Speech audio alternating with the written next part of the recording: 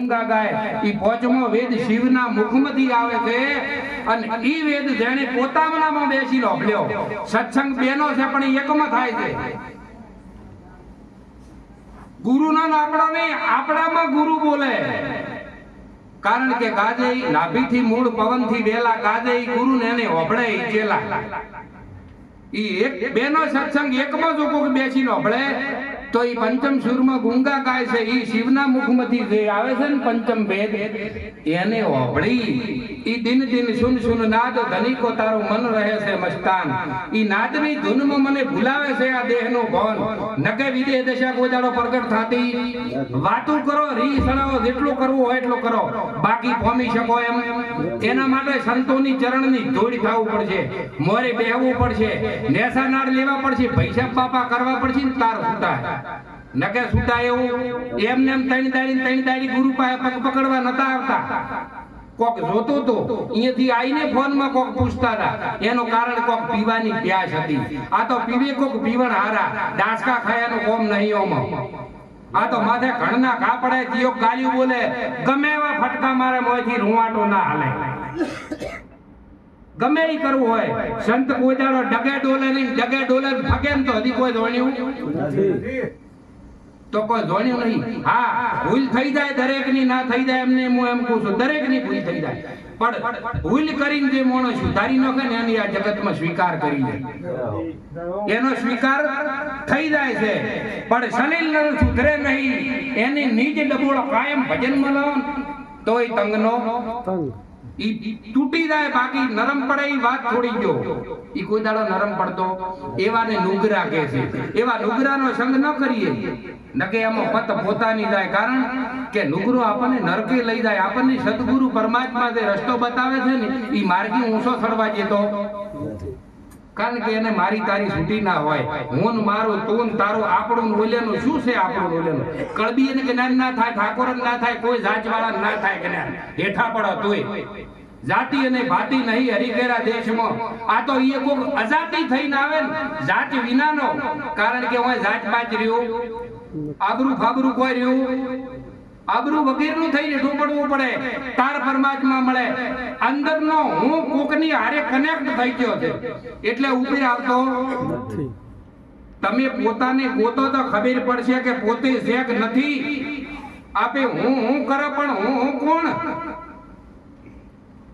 હું આયા હું શું એટલે તમે છો મારા માટે હું તમને મળ્યો એટલે તમે મેં તમને ઓળખ્યા કે ના ઓળખ્યા હું આવ્યો એટલે તમે મને સમજતા છે તમે મને ઓળખ્યો કે ના ઓળખ્યો એમ હું એ તને ઓળખવો પડશે કે નહીં ઓળખવો પડે આજથી હું આચમાં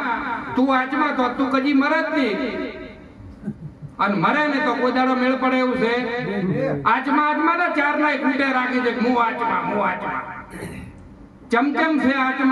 આત્માની તો વાતું છેટી પડી પેલી પામર દશામાંથી મુક્ત થઈને જીવ દશામાં તો જીવ દશામાંથી કદાચ ગુરુ કૃપા કરે ને તો વચન મળી જાય તો શિવ દશા નોમ તો આખા મલકમાં હાલે છે દરેકમાં નોમ હાલી રહ્યું છે ઠામો ઠામ નોમ વિનાનું નથી કોઈ ઠાલું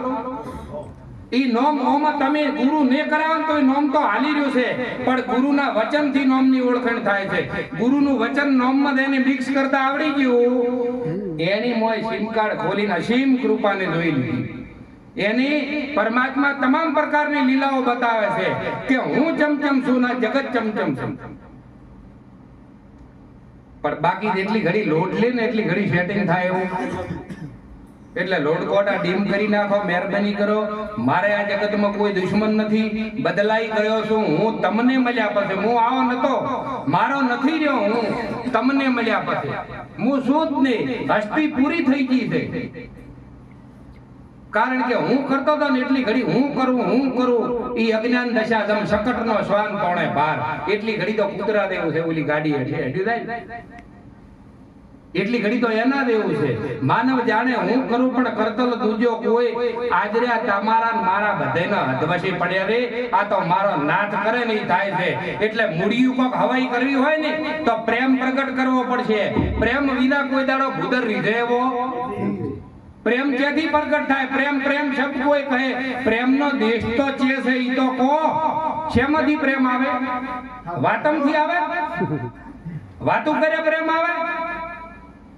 ઈ સુરતા જગાડે સત નોમ ને સત નોમ જગાડે પ્રેમ ને અને ઈ પ્રેમ પ્રગટ થાય ને તો મારો નાથ ગોતતો ગોતતો આવશે કારણ કે તો તમારી દશા બદલાઈ જાહે તમારી ભિખારીની દશા છે ને મૈયારણની દશા આવી જાય પછી મનની વર્તીથી ભિખારી ડોલા મારે છે ને ઓમ ઝપીટ્યું મારે છે ને ઓમ ઝપીટ્યું મારે છે આ હારું ઓમ હારું થઈ ગયું એમ હારું ન થવરાય આપણામાં કોક હારો માલ ભરાય તો ઈ મારો નાથ આપણને એની અસર આલે છે આપણી મટકીમાં પસે હાથ નાખે છે બાકી તો ગોકુળના વાસી છો એટલી ઘડી તો મોજ મરો ઇન્દ્રિય લોકમાં રહો આ તો ઇન્દ્રિય તીત ત્રિગુણાતીતની વાતો ઠેકડું મારવું પડે હાથ દરિયા ટપકા પડે એવું મન થઈ જાય આ તો જળ કમળ થડી જાને બાળા સ્વામી અમારો જાગ છે તન માર છે મને બાળા હત્યા લાગશે કારણ કે જીવની સદગતિ ન છી તો હત્યારા જ છો ગણી લેજો ગુરુ કરાયા હોય તો એવું ના ગણતા મન કોઈ નહીં થાય પામ્યા વિના પાર કોઈ દાડો આવે એવો